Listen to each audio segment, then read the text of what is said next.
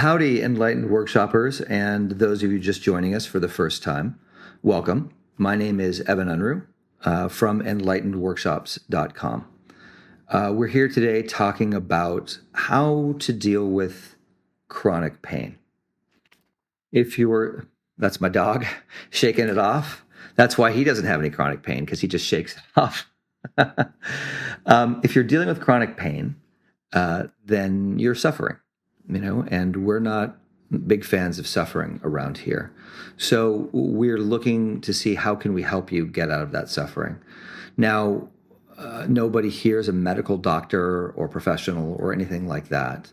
And I'll touch on the medical aspect of all of this and how everything we're talking about here from a more spiritual, psychological realm actually is sort of medically scientific as well.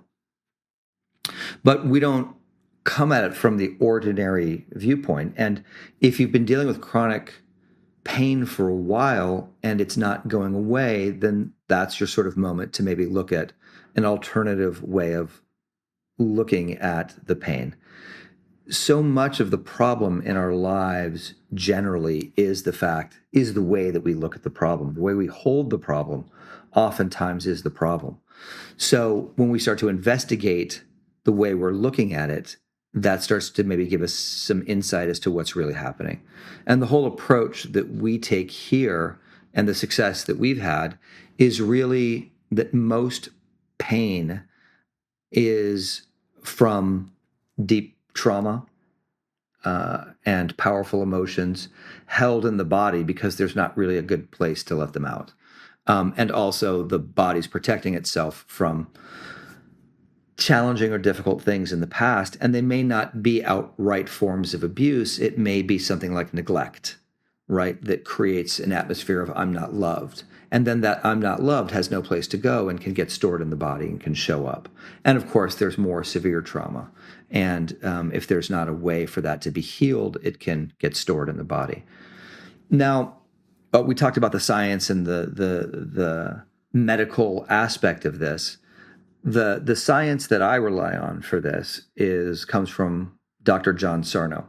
He wrote a very famous book about healing back pain called Healing Back Pain. Imagine that. And he wrote some other books, The Mind-Body Prescription. And he's not some quack, right? He's a real medical doctor. And if you look at pictures of him, he looks like the classic, old man medical doctor from the 1950s. So he's really a nuts and bolts kind of guy. And, he worked at a nationally renowned hospital and he treated, I think it's in the neighborhood of 10,000 different back cases. And the most amazing thing the thing that really strikes me is he would talk about, you would take two essentially identical x-rays from two completely different people, the same age, same body type, all of that. And they would have the same number of symptoms: bulging discs, herniated discs, etc. And one of these two people is in extreme pain and the other is not. Now, scientifically, that's not possible. If you're saying that the structural defects in the back are causing the pain, then they would both need to be in the same amount of pain, but they aren't. And that is kind of the key piece that we need. And so his whole take on the whole thing, after treating so many back cases and dealing with so many people who had it, is I think it's somewhere in the neighborhood of 98% of back pain is psychosomatic.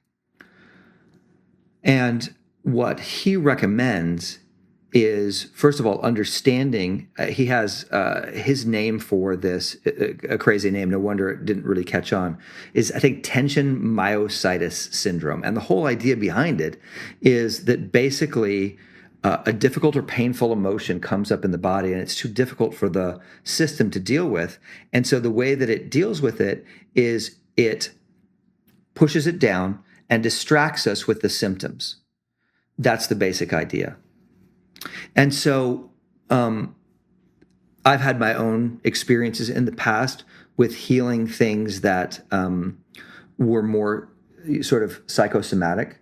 And psychosomatic was not a term that he loved, but that's the basic idea, because it's a defense mechanism from the body is the whole concept. And that dovetails so nicely with all the work that I've done. And so I became very interested in his thing and what he was doing. And I had some very chronic neck pain.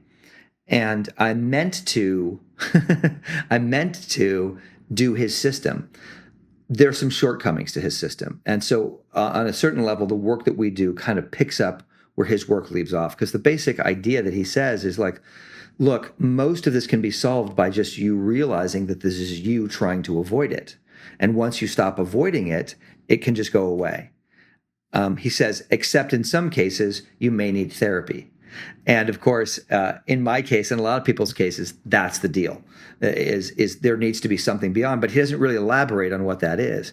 So that's how this work picks up. It's like, if you are having chronic pain, there's a high likelihood that it's this self-punishing mechanism, it's this defense mechanism.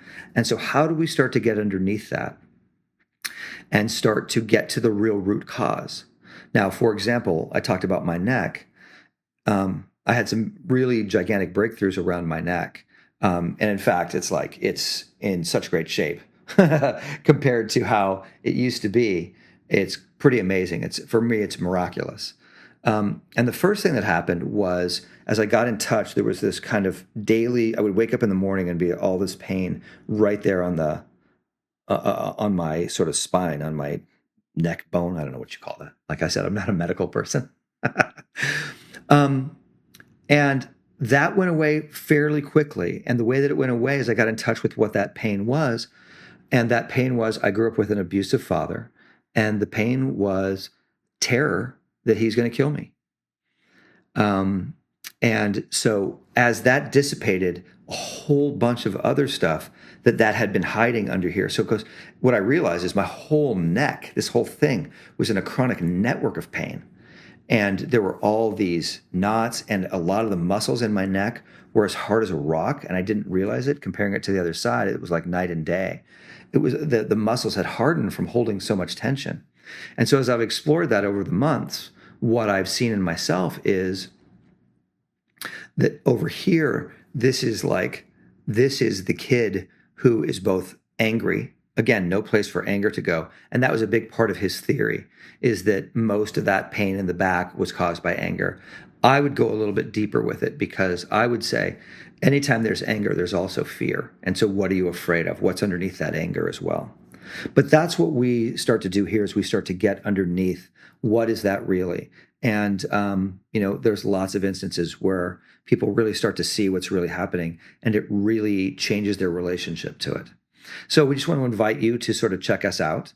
We deal a lot with challenging emotions at Enlightened workshops and moving through them to create real happiness. And one of the things that we have is this difficult emotions checklist. So there's a link below. If you want to check that out, you can download a free version of that and start to learn how to deal with difficult emotions as they present themselves. And this is just an extension of the work that we're talking about here, because learning how to move through these emotions instead of allowing them to be stuck in your system is really a big portion of what we do. So nice getting to know you a little bit. It'd be great if you press the like button and did whatever, all those things you're supposed to do. Subscribe if you want to hear more videos, and check out Enlightened Workshops and see if any of the workshops that we have are for you. We'd love to meet you, get to know you, and meet you in person or at least virtually. And talk soon. Cheers. Bye.